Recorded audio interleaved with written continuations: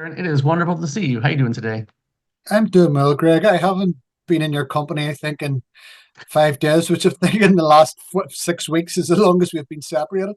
We have been on the road quite a bit, traveling together coast to coast. It's been an excellent run. It's been a while since we've done one of these video updates, and it's great to see you. And I really appreciate knowing how busy everyone is. You taking the time to sit down and kind of get everyone caught up as to where we are on a political level and every level. Really, we have a lot to dig into today. Absolutely. And I think, I know it's been a while since we had the video update, but I think we've traveled half of the US and met with more than half our supporters in real life. So, but it's great to be back and it's Yes. great to give everybody an update of where we are.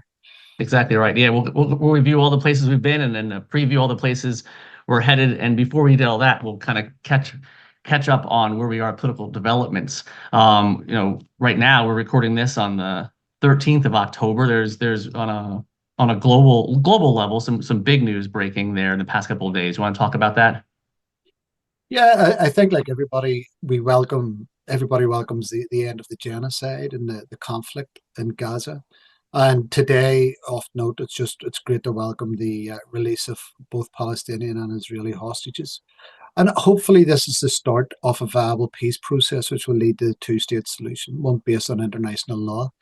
Our own experiences, by the way, as you can guess, moving from ceasefires through the peace processes through to embedding the peace and reconciliation. This is a long, long road, and it's not a one and done peace. So I think it's a very good day in terms of peace in the Middle East.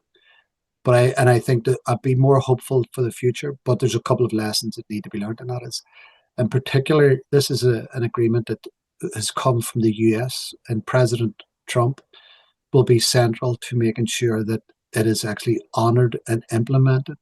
So it's, as I say, it's not in and out. This is going to be an ongoing piece of work for the US, for the rest of the world, and for everybody who holds close to international law. So yes, it's a good day. It's a welcome day.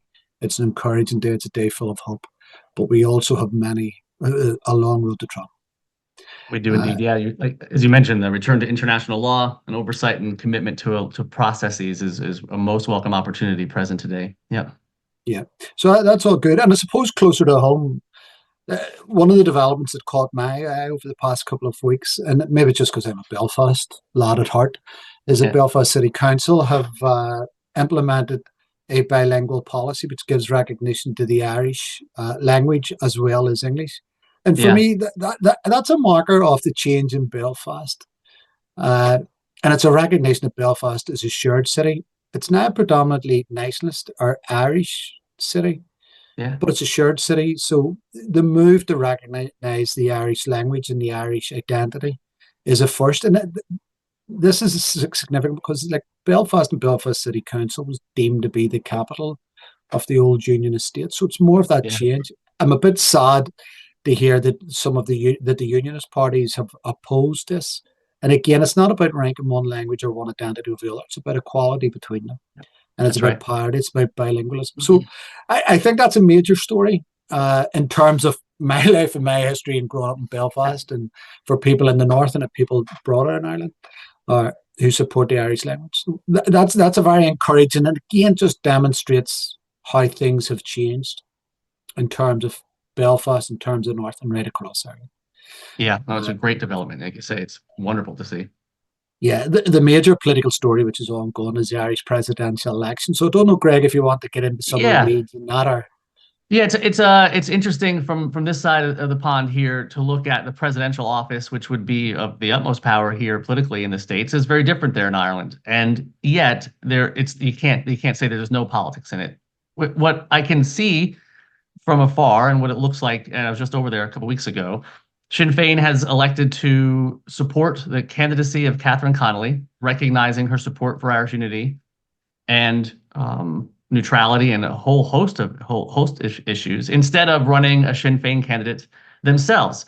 This, on the face of it, people have been asking, well, why wouldn't they run someone? It's a great question. It does seem as though, and maybe you can help us understand the ways in which this choice is really a pretty smart turn to bring some of the politics out of what is otherwise a ceremonial office. Is that about right? Or help us understand that a little bit. Yeah, well, I'll take that in two parts. We'll talk about the significance of the president, and yes, they're largely up until I would say the election of Mary Robinson, that the presidential office was more ceremonial, and Okay. each president defines it. But in terms of the Constitution, uh, the president's role is to protect and enact the Constitution and the rights of the that is inherent in Bunrak na Hern.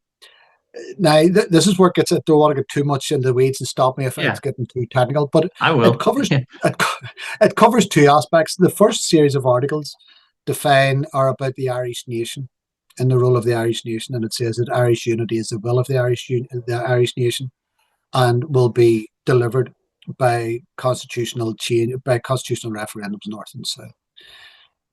And then it moves on and it defines the role of the president as being the head of state, which is the 26 counties. But they Yeah. also have a role in enacting the other aspects of the constitution which deal with the nation. So it can be more than ceremonial. It can be a voice for citizens. It can be a support for ensuring that their rights are fully recognised. And it definitely presents Ireland on an international stage. Yeah. And it is a very technical piece that if a law is passed in the Oireachtas, that it has to be consistent with the constitution. So that's another key element of it. So Yeah. yes, it had been mostly ceremonial, but in the last number of presidents, they have moved to a more political position and one that will guarantee the rights of citizens. So very important. The one thing that I do find difficult to adjust to in terms of this is that as an Irish citizen, I can, born in Belfast, I've got the right to vote when I live in Dublin. My brother, who lives in Belfast, doesn't have the right to vote, even though he's an Irish citizen, and he can actually run for the role of president. And Yeah. that's replicated where my daughters who live abroad are both Irish citizens, and they Yeah. don't have the right to vote.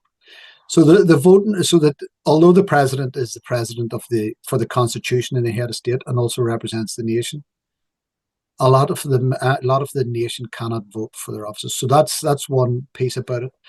Yeah. I suppose coming into Catherine Connolly, what separates her from the rest is one, she's talked about this issue, that the Irish citizens living abroad and in the north should have a vote. So that's Mhm. a big plus for me in terms of the role.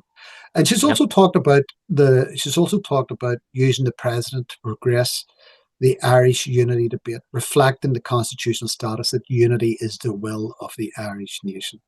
Yeah. So she is, as you pointed out, she's an independent. She has the backing not just of Sinn Féin, but of all of the opposition parties. And I Yeah. think that's key because for years Fianna Fáil and Fine Gael treated this as their own office. Extension office. Yeah. Yeah.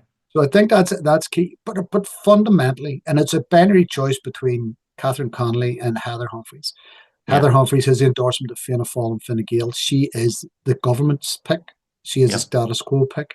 And that's the thing. This election has become it's an election between the status quo and some people who want change. An election between a government candidate and an independent candidate. But at its very heart, it is about defining the future and the ability of an Irish president to lead the discussion on the future. Heather Humphreys is the status quo and wants the past. Catherine Connolly is looking to the future, looking to Irish unity, and looking to that type of new Ireland. So that's where we are. And the reason why Sinn Féin came in behind Catherine Connolly instead of running the candidate on our own is we think that frames the argument, that frames Yeah. the decision. It's a binary choice now Yeah. between those who want change and those who don't. And it also shows that the opposition to Fianna Fáil and Fine Gael can operate on a joint platform, can Yeah. work together and are a viable alternative. So for all of those reasons, I think she's a great candidate. I think it was a great move by Sinn Féin to support Catherine Connolly. And next Friday week, I will be voting for her. And I'll be voting for her before hopping on a plane That's right. Coming right to over. Hartford. Yeah. So I'll Exactly get right. my No, I vote in appreciate before you. my flight. I appreciate that breakdown. Then that's that last part there that you've highlighted, the ways in which all of the parties of opposition and independents have come to support her candidacy, creating not only a pretty stark choice, a binary choice for the presidential election, but also helping to envision a political future in which the opposition works and creates a viable alternative to what the government puts out there as the status quo and the only option. So it's a pretty smart and crafty move, and all of that to support a woman who has supported United Ireland for many years, is a big supporter and a Gaeilge, or a supporter of the Irish language and the rights of the Irish language. It's a pretty exciting moment. Yeah, and I think just as the campaign has rolled out, there was, as you know, one of the candidates, although he's still on the ballot papers, has now withdrawn because of an issue around his past and his Being a financial landlord and dealings. not, yeah, exactly right. Yeah, But also, just as the campaign has rolled out, Catherine Connolly stands head and shoulders above Heather Humphreys in terms of competency, ability. yeah, And there was a further presidential debate yesterday on RTE radio, and there was just a huge amount of negative attacks from Heather Humphreys on Catherine Connolly. Now, Catherine is the front runner. You could say that's to be expected, but it also talked to her the quality of the candidates, that she rose yeah. above it and was talking about the future, while the status quo was just to try to stall growth and stop change.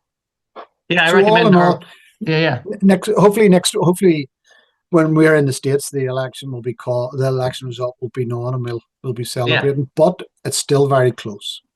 That's It's right. all to I've heard play some for. stories of folks going back to vote. You have to be present on the island to vote. So sometimes we get questions about how can I vote from abroad, or what are my absentee voting options. Those don't typically exist. And if you want to vote and you're a citizen and can vote, you got to go back to Ireland to vote. You can't vote from the States on that one. But we will pay close No. attention to the outcomes, as well as, if you haven't heard her on social media, or give an address, or even talk a bit. She has a real gravitas and seriousness and depth to her. Her vision often is really good to listen to, and doesn't always fit into sound bites. But goodness, she really does have a good take on what the future of Ireland can look like, and it's a pretty exciting moment.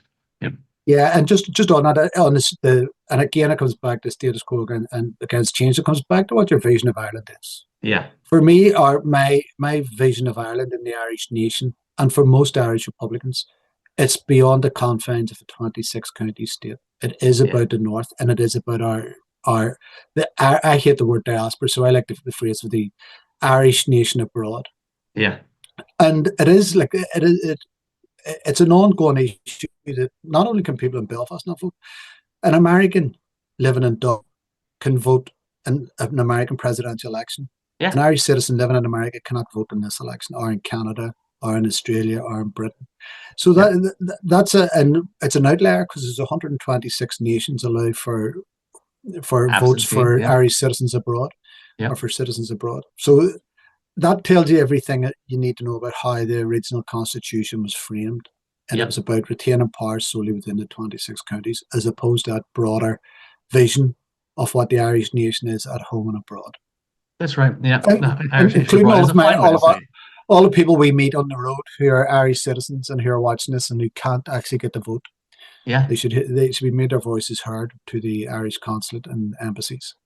Yes, that's right. Call the consulate. If you talk to the consulate at local events, let them know that this is the thing you want changed. And if you have friends and family at home, make sure they have a plan to vote. Make sure they have a plan to get out and hit the ballots that day, and make sure they know who to vote for. And Yeah. I will say, Greg, in terms of what could be the good news story is, we could have united Ireland in the term of this presidency. Presidency's Right. terms in 7 years.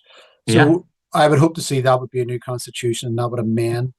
Not only would it bring in the people in the north as part of the state, but also would reflect the rights of the Irish abroad to vote. So, That's as I right. say, Yeah, that's how close we are. And that's so why this election is so crucial and also so exciting.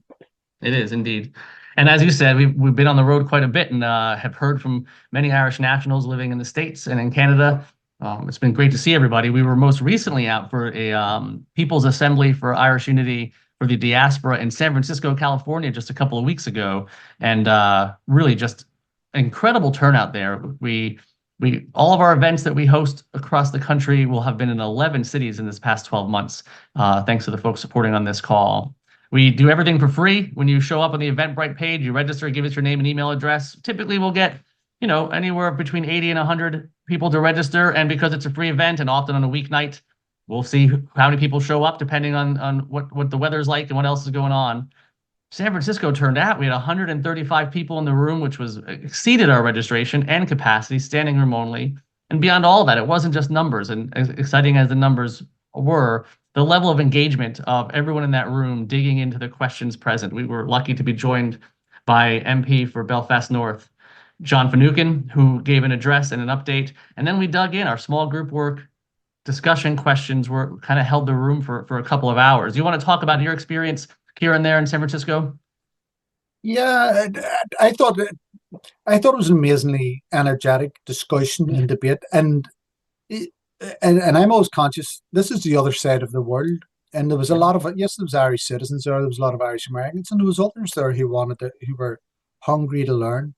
So I thought the engagements were excellent. I think the discussion was excellent.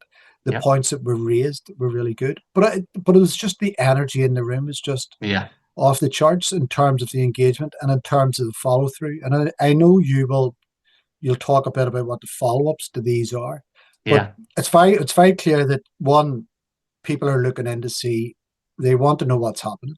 They're looking in yep, with hope about what is the potential for Irish unity. They're also hungry to know what role they can play in bringing it about. yeah, And so that's all to the good and all to the for. And as you say, the fact that these rooms are packed, the other significant piece about any of these forums we've done is we've had to call them to a close. People would have continued talking and discussing for hours. Exactly and right. strategizing. Yeah, And I'm not. yeah, That's not just because it's an Irish thing. It's just because they were so engaged in it.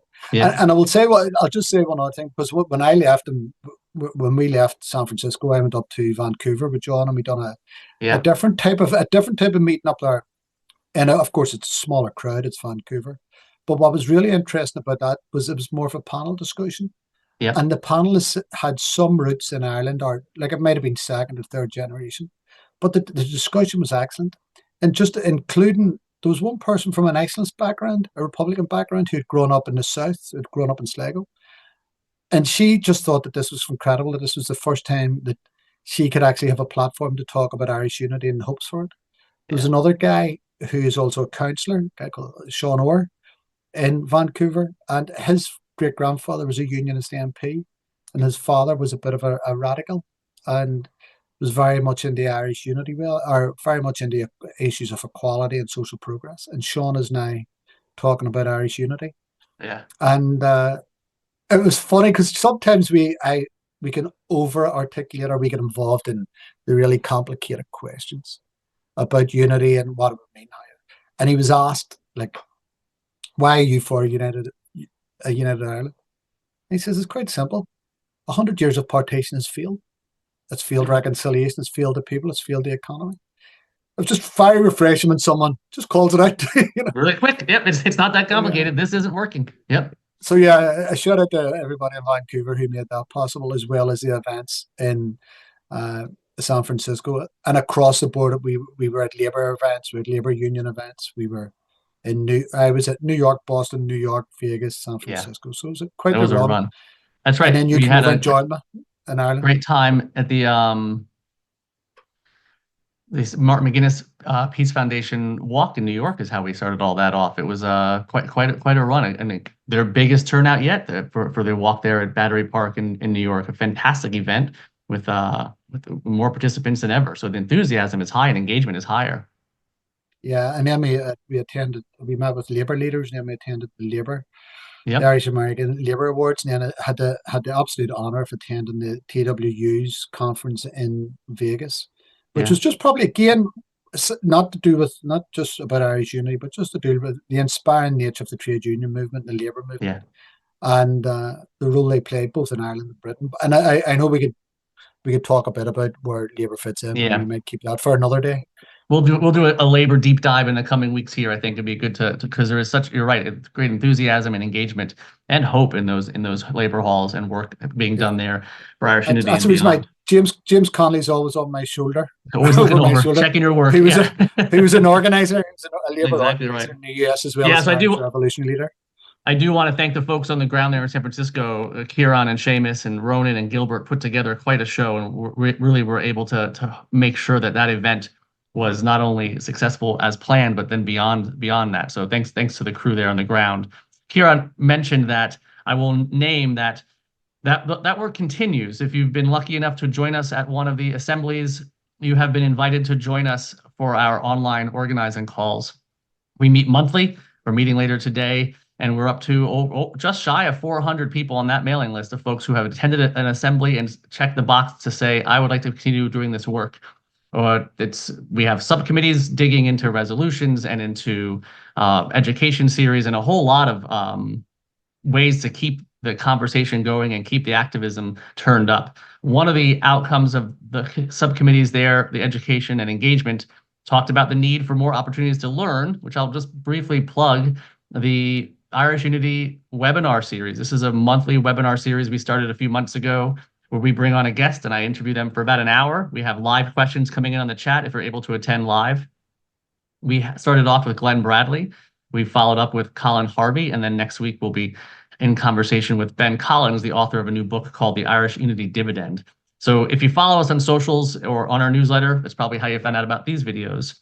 Please make a point to not only register for the upcoming calls, but go back and watch if you haven't seen. It's usually about 45 minutes to an hour of a conversation digging into some of the specifics of Irish Unity. What are the steps and what are the ideas? They're excellent conversations and born of the activism of these assemblies as an extension of keeping that conversation going. So exciting stuff there on that front.